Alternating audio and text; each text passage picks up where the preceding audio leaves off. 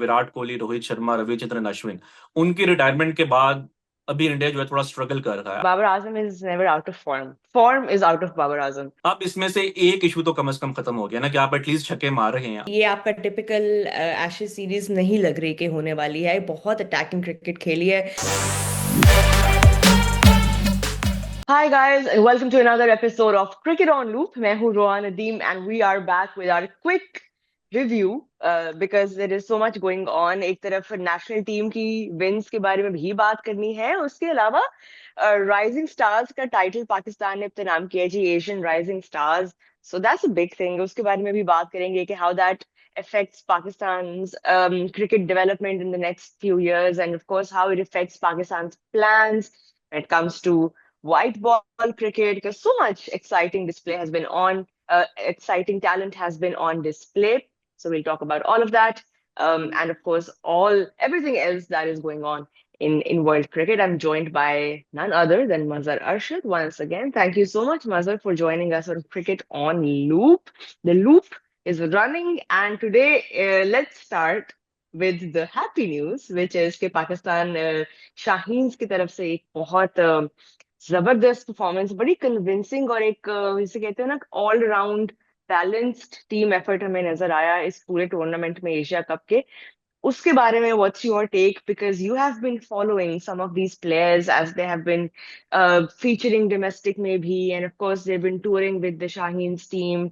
How do you see their development in the context of this title win? देखिए, जितने भी pathway events होते हैं उसमें नॉर्मली पाकिस्तान की टीम अच्छा ही परफॉर्म करती है। वो अंडर 19 वर्ल्ड कप हो, अंडर 19 एशिया कप हो, और या जिसको कि अब आप कह लें, पहले ये अंडर 23, इसको इमर्जिंग एशिया कप कहते थे, अब ये राइजिंग स्टार्स हो गया। तो आई थिंक एक खुशहाल बात है कि पाकिस्तान के जो यंग प्लेयर्स हैं, especially I think Sufiyan Muqeem, Maaz Sadaqat, Ahmed Daniyal और Irfan Niazi as a captain, तो आई थिंक पाकिस्तान के लिए ओवरऑल जो है एक बहुत ही पॉजिटिव साइन है। बट एक बात ये जरूर है कि पाकिस्तान पिछले 4 में से आई थिंक 3 टाइटल्स जीता है, और ये अब जो पाकिस्तान के जो सिलेक्टर्स हैं या जो मैनेजमेंट है, उनको ये सोचना होगा कि क्या वजह है कि पाकिस्तान जूनियर लेवल पे तो इतना सक्सेसफुल है, मगर अगला जो स्टेप है इंटरनेशनल में आने का, तो वहां पे आपके प्लेयर्स कहाँ पे जो है वो पीछे रह रहे हैं। बिल्कुल. और इतनी हाई प्रेशर गेम्स में आप परफॉर्म कर रहे हैं. आप ये फाइनल का एग्जांपल ले ले, 125 जो थी, दोनों टीम्स ने 125 जो है वो बनाने में वो कामयाब रही. And that's where the match was tied, it went down to the super over.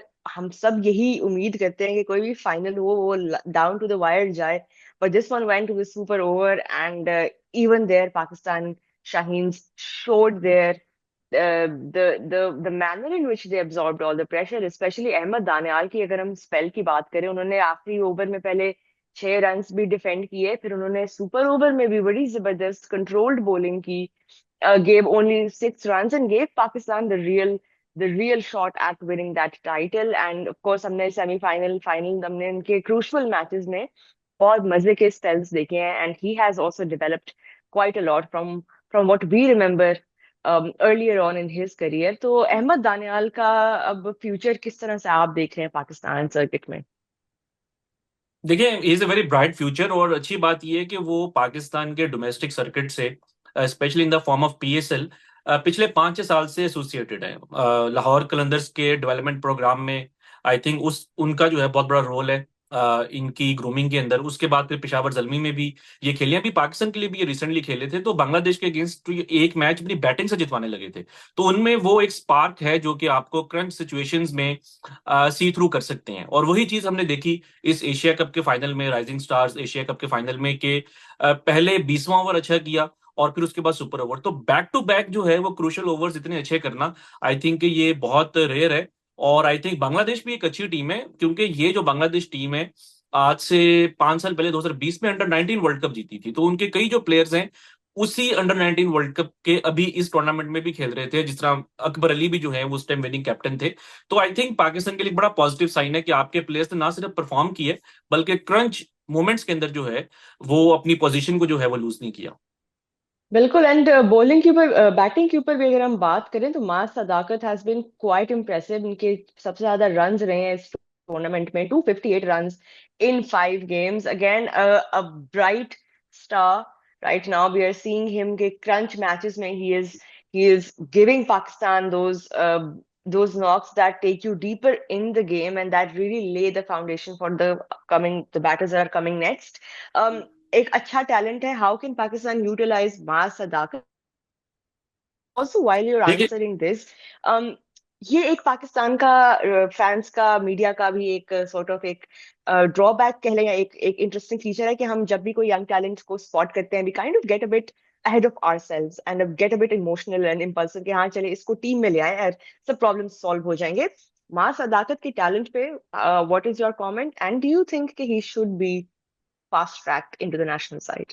देखिए रोहा, आई नो कि अभी जो है वो इमोशंस भी कुछ फैंस के हाई होंगे, और ऐसा ही होता है कि राइजिंग स्टार तो चलें, फिर एक थोड़ा ऊपर के टीयर का टूर्नामेंट है. इवन जो अंडर 19 क्रिकेट या जो अभी जिस तरह टॉप एंड सीरीज हुई थी ऑस्ट्रेलिया के अंदर, उसके अंदर भी जो आपके लो की मैचेस होते हैं उसमें अक्सर प्लेयर्स को देख के लोग ये डिमांड करते हैं कि अब इनको टीम में आना चाहिए. Maaz Sadaqat no doubt he is a very bright talent, और मैंने आज से 3 साल पहले ट्वीट भी किया था during the under 19 world cup 2022 कि हसीबुल्लाह, कासिम अकरम एंड मां सदाकत, ये 3 प्लेयर्स हैं जिनको कि आपने फ्यूचर में ज्यादा परफॉर्म करता हुए देखेंगे. But still I think right now he has to compete with the some other spinners like the likes of Shadab Khan, Mohammad Nawaz हैं, उस्मान तारिक हैं, अबरार हैं. आई नो कि वो बैटिंग में भी अच्छा कर रहे हैं, मगर टॉप ऑर्डर में तो देखिए पाकिस्तान में वो नहीं आएंगे. पीएसएल में वो नीचे खेल रहे थे तो नीचे ही वो आके खेल सकते हैं, but I think right now it's too early to have him in the team. बिल्कुल, I think, but definitely a talent that deserves to be looked after for sure. और इस तरह के जो टूर्स होते हैं यही प्लेयर्स को वो एक्सपीरियंस देते हैं जो अब आप इंटरनेशनल स्टेज पे जाके परफॉर्म करते हो. हम इरफान खान नियाजी के बारे में भी यही बात कर सकते हैं कि ठीक है, पीएसएल एक गेटवे बनता है for a lot of these players to come into the limelight, but it's these matches that they play away in different conditions against different quality oppositions, तब जाके आपको जो है वो प्रेशर अब्सॉर्ब करना एक्सक्यूज मी आता है, जो कि हम देखते हैं इंटरनेशनल क्रिकेट में बहुत जरूरी है. So well done. Asia Cup rising stars, champions, Pakistan, Irfan Khan, Niazi, all of the boys played brilliantly. And थोड़ा सा जो थोड़े से जख्म हैं पाकिस्तान के फैंस के वो थोड़े थोड़े भरना अब शुरू हो गए हैं. और एक और रीजन उसका ये है कि जी हम होम पे जीत रहे हैं. पहले हमने ऑफ कोर्स ये रिसेंट जो श्रीलंका के अगेंस्ट सीरीज थी वो भी जीती. अब हम T20 सीरीज भी जो ट्राई सीरीज है उसमें भी हम फाइनल में पहुंचे हैं under the captaincy of Salman Ali Agha, and of course under the leadership कहें या जो careful watch of Mike Hessen. पहले तो इस पे बताएं मजर. a lot was being said about Mike Hessen, वो ये कर रहे हैं वो ये कर रहे हैं, इंटरेस्टिंग टेक्स आ रहे थे. अभी तक हेसन बॉल कैसा जा रहा है? देखिए मैं तो अप्रिशिएट ही करूंगा, क्योंकि पाकिस्तान ने इस साल जो है वो ऑलरेडी 20 मैचेस जीत ली हैं T20 आइज में. अगर एक और जीते हैं तो ये पाकिस्तान का रिकॉर्ड ईयर होगा. आई नो कि लोग कहेंगे कि कुछ मैचेस जो हैं वो वीक टीम्स के अगेंस्ट हैं, बट द फैक्ट इज के पास्ट में भी आप वीक टीम्स के अगेंस्ट खेलते थे मगर आपके इश्यूज रहते थे. आप देखें जब से माइक हेसन आए हैं, आपने बांग्लादेश को हराया, आपने वेस्ट इंडीज को वेस्ट इंडीज में हराया, आप ट्राई सीरीज एक शारजाह में जीते थे, एशिया कप का फाइनल आप क्लोज मोमेंट तक गए, साउथ अफ्रीका को आपने हराया, आप ट्राई सीरीज के फाइनल में. तो इंप्रूवमेंट तो आपके सामने है. हाँ, आई थिंक के आपके अंदर जो एक मार्जिन है चीजों को बेहतर करने का वो हमेशा से रहेगा, और वो अभी भी आई एम श्योर कि पाकिस्तान इन चीजों को देख रहा होगा. जिस तरह बाबर आजम नंबर 3 के ऊपर या आपका जो लोअर ऑर्डर है उसके ऊपर कौन होगा, अभी तक उसके ऊपर क्वेश्चन मार्क है. तो आई एम प्रीटी श्योर कि आगे जिस तरह ये मैचेस होते जाएंगे, अब ऑस्ट्रेलिया ने भी आना है, पाकिस्तान ट्राई सीरीज के मैचेस हैं, हो सकता है पाकिस्तान श्रीलंका भी चला जाए जनवरी में. तो आई थिंक कि पाकिस्तान आहिस्ता आहिस्ता जो है ना वो एक अच्छी टीम बनाने के करीब. बिल्कुल. अब पहले बॉलिंग के ऊपर पे थोड़ी बात करते हैं. ऑफ कोर्स उस्मान तारिक का इस वक्त जो है वो बहुत जिक्र हो रहा है in in in positive ways for a change, क्योंकि रिसेंट पास्ट में ऑफ कोर्स उनके ऊपर बार बार वो सस्पेक्ट एक्शन की वो लगते हैं, एलिगेशंस लगते हैं. Then of course he has passed those tests and now he is bowling brilliantly. Pakistan are utilizing him brilliantly. ये भी एक recent past में प्रॉब्लम चल रहा था कि स्पेशलिस्ट स्पिनर्स की कमी तो नहीं हो रही, पार्ट टाइमर्स पे हम बहुत ज्यादा रिलाय कर रहे हैं, क्या यही अब हमारा ट्रेंड चलना है? But it's great to see him in form. And with that hattrick he joins that club of Pakistan's T20 T20 I hattrick bowlers. Fahim Ashraf है उसमें, हसनैन है, नवाज है, एंड अब उस्मान तारिक भी उसमें शामिल हो गए हैं. Is this the beginning of the Usman मैं Tariq आपकी era? रोहा मैं आपकी फ्रेंड को यहाँ पे मेंशन करना चाहूंगा, सना मीर की भी हैट्रिक है। Wow, I wanted to have that name in this list, but of course, men's and women's combined, Sana Mir is also there. Shout out Sana Mir, you're the best. But continuing with what Usman Tariq has been doing, अच्छी बात है कि उनका नाम जो है वो इतने पॉजिटिव कॉन्टेक्स्ट में अब सुनने में आ रहा है। बिल्कुल, आई थिंक एक बड़ी इंटरेस्टिंग जर्नी है कि पाकिस्तान में आई थिंक वो डोमेस्टिक क्रिकेट से जो है उस तरीके से नहीं आए। एक लोकल लीग थी, उसमें उन्होंने सबसे पहले इम्प्रेस किया, फिर उसके बाद वो पीएसएल में सिलेक्ट हुए, कोयटा के लिए उन्होंने अच्छा परफॉर्म किया। फिर जो आई थिंक जो उनके लिए सबसे बड़ा जो ब्रेक थ्रू था इस साल, वो सीपीएल था। तो सीपीएल में क्योंकि वैसे उनके लोकल स्पिनर्स बहुत अच्छे होते हैं, और नाइट राइडर्स की टीम के अंदर जिसमें कि ऑलरेडी सुनील नारायण और अकील हुसैन जैसे स्पिनर्स हैं, उनके साथ तीन स्पिनर्स के साथ मतलब कैसे थर्ड स्पिनर खेलना, और उसमें भी उन्होंने विकेट्स ली, और नाइट राइडर्स के टाइटल को जितवाने में इस साल उस्मान तारिक का बहुत बड़ा रोल था। तो वहां से आई थिंक शायद पाकिस्तान के सिलेक्टर्स ने रियलाइज किया कि maybe he is ready for international cricket, और हमने देख भी लिया कि he became the fourth man from Pakistan to take a hattrick in टी20 आईज। और अभी तक इस ट्राई सीरीज में सिर्फ एक मेडन ओवर हुआ है जो कि उस्मान तारिक ने किया है। तो जैसे आपने शुरू में एक बड़ी अच्छी बात की थी कि थोड़ा सा उनके इश्यूज रहे हैं एक्शन को लेके, मगर अच्छी बात यह है कि वो दो बार जब भी उनका टेस्ट हुआ है तो वो क्लियर हुए हैं। तो लम्स में जो लैब है, जो लाहौर में यूनिवर्सिटी है लम्स, उसमें जो लैब है उसको आईसीसी ने अप्रूव किया हुआ है, तो वहां पे ही जो है आपके एक्शन पाकिस्तान में टेस्ट होती हैं। तो अगर उन्होंने क्लियर कर दिया तो आई थिंक उसके बाद जो डाउट्स हैं वो फिलहाल तो खत्म हो जाने चाहिए। बिल्कुल। एंड स्पीकिंग ऑफ डाउट्स, खत्म हो जाने चाहिए, Babar Azam is back in form. हमने लास्ट एपिसोड में भी इस पे बात की थी। आई नो थोड़ा सा अर्ली आप कह लें, या थोड़ा सा भी सैंपल साइज थोड़ा है since his come back, but it's looking good. That touch that we have been missing from his bat seems to be back, especially after that 100। उनको बड़ा कॉन्फिडेंस मिला होगा कि वो T20 आए, जो कि उनका थोड़ा सा वीकर फॉर्मेट नजर आता रहा है हमें इन द रीसेंट पास्ट। अब वो T20s में भी back to back match winning scores कर रहे हैं। अभी रिसेंटली उन्होंने साउथ अफ्रीका के अगेंस्ट 68 किया था, वो भी बहुत इंपॉर्टेंट था उस मैच के कॉन्टेक्स्ट में। फिर 74 अभी रिसेंटली जिम्बाब्वे के अगेंस्ट किया at a decent strike rate for that match, and proving why he is a dependable number three batter in these conditions. देखें रोहा, आज से तकरीबन 2-3 साल पहले क्रिकेट ऑन लूप के ऊपर मैंने ये बात की थी कि Babar Azam is never out of form, and I am repeating that today again, that Babar is never out of form.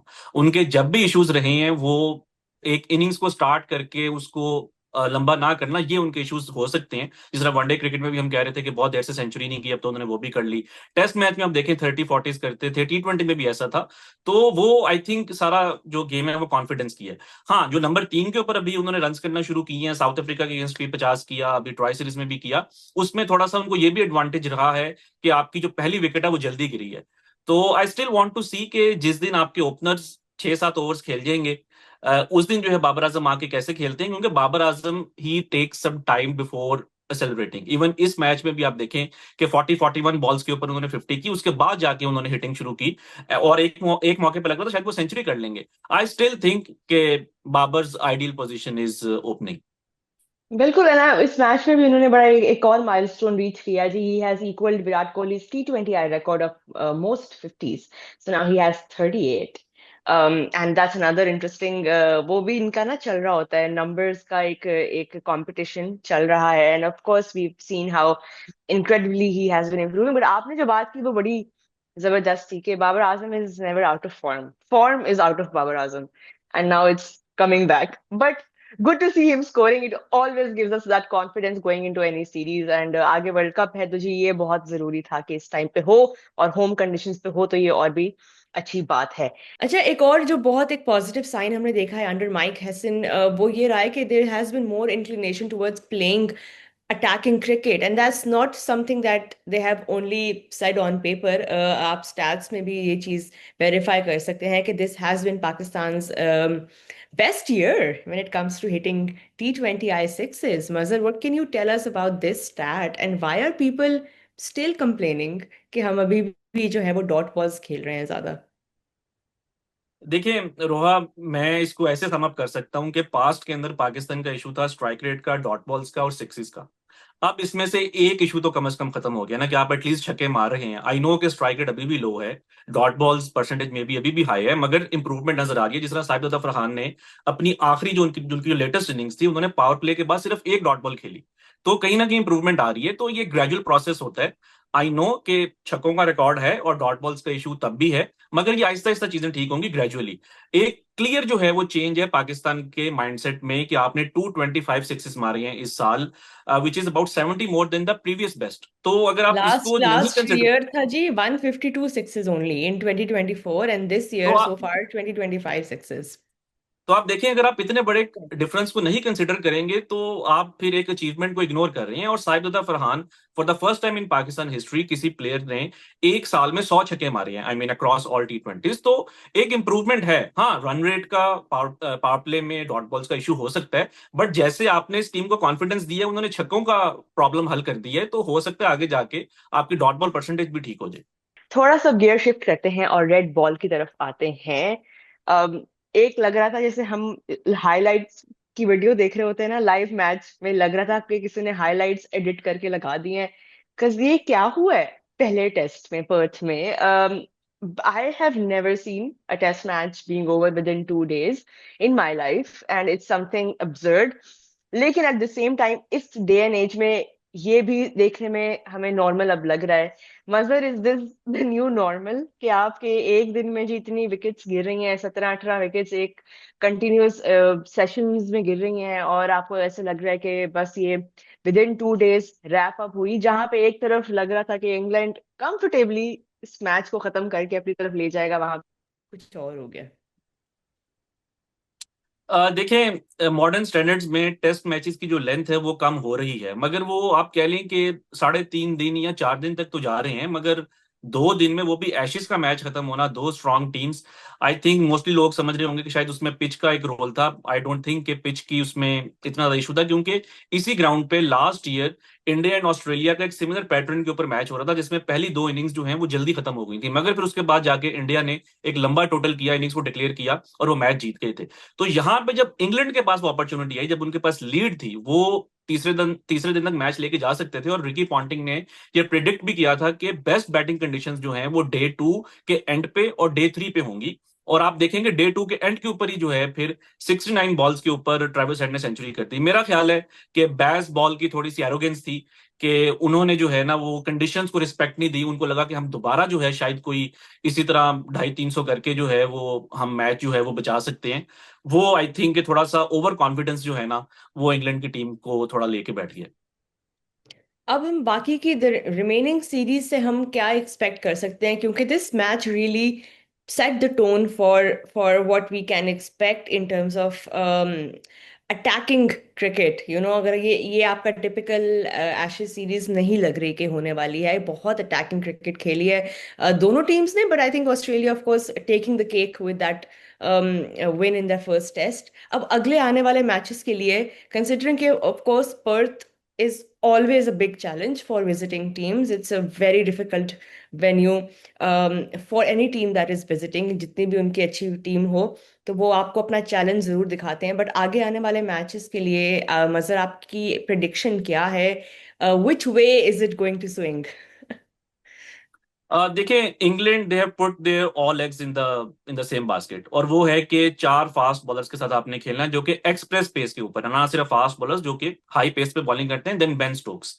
अब इन चारों का पांचों मैचेस खेलना ये पॉसिबल नहीं है, कहीं ना कहीं जाके आपको इनको रेस्ट करवाना पड़ेगा। हाँ, अच्छी बात इंग्लैंड के लिए ये हो गई कि इस मैच में उनके बॉलर्स ने ज्यादा ओवर्स नहीं किए, दोनों इनिंग्स जो है वो जल्दी खत्म हो गई। अगले मैच में 11 दिन का ब्रेक है, तो may be they can continue with the same combination के 4 फास्ट बॉलर्स, और उसके बाद पांचवें बॉलर जो है बेन स्टोक्स। अब अगला मैच ब्रिस्बेन में है जो कि डे नाइट मैच है, तो आई थिंक अगर इंग्लैंड का बेस्ट चांस इस सीरीज में कोई मैच जीतने का था तो वो पर्थ में था, और जो सेकंड बेस्ट चांस है वो ब्रिस्बेन में है। अगर वो ब्रिस्बेन में सीरीज को बराबर नहीं करते, then I won't be surprise कि ये अगेन 5-0 हो जाए। Wow, okay.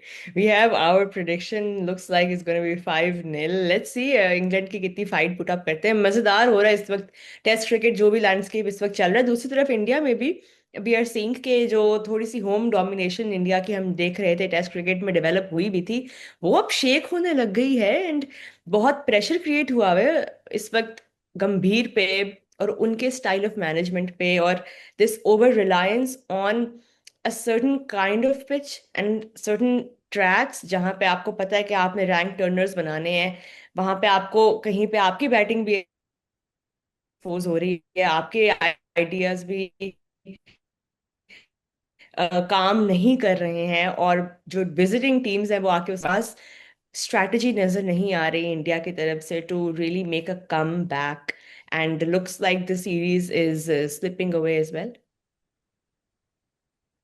बिल्कुल, आई थिंक एक तो बहुत बड़ा जो फैक्टर है वो ट्रांजिशन का है कि इंडिया के जो तीन मेजर प्लेयर्स हैं, विराट कोहली, रोहित शर्मा, रविचंद्रन अश्विन, उनकी रिटायरमेंट के बाद अभी इंडिया जो है थोड़ा स्ट्रगल कर रहा है। आई नो कि होम कंडीशंस में ऐसा होना नहीं चाहिए, क्योंकि इंडिया के बारे में हमारा तो ये ख्याल है कि उनकी अगर सेकंड टीयर टीम भी खेल रही हो तो वो भी अपनी होम कंडीशंस में एक बहुत अच्छी फोर्स हो सकती है। मगर लूजिंग 3-0 टू न्यूजीलैंड, देन आपने वेस्ट इंडीज को 2 सीरीज 2-0 से हराया होम कंडीशंस में, और अब हो सकता है कि ये 2-0 हो जाए या 1-0 हो जाएगा।